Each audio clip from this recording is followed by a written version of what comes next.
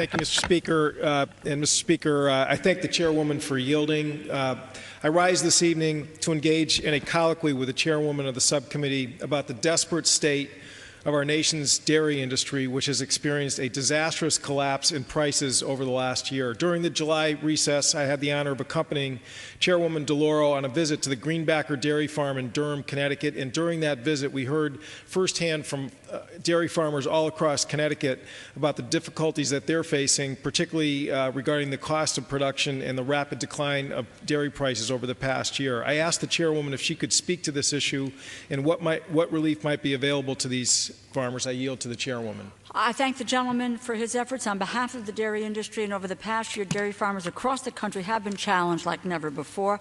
I support efforts to provide increased relief to these farmers. I thank you, Mr. Courtney, Mr. Welch, Chairman Peterson, and other members for their efforts. I'm committed to helping struggling dairy farmers and their families in Connecticut and across the country. I yield back to the gentleman. Reclaiming my time, I thank the chair for her response and her staunch support of our state and national dairy farms. I now yield to my distinguished colleague from Vermont, Mr. Welch.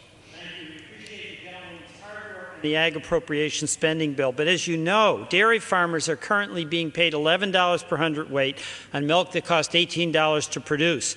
The upside-down pay scale is absolutely unsustainable and has already forced dozens of Vermont farmers out of business. We unsuccessfully offered an amendment to the bill to raise the payment rates on the Milk Income Loss Program from 45% to 79%. While the milk program isn't perfect, it's really a way to put money back in the pocket of farmers. And we appreciate your support and believe that you agree that Congress must take action to help our struggling dairy farmers, and we can't sit and wait as more farms go out of business. I thank the chairwoman and look forward to continuing to work with her and my colleague from Connecticut. I yield back. I thank my friend from Vermont for his leadership and my friend from Connecticut, and I applaud your continued efforts to help the dairy industry. I look forward to working with you.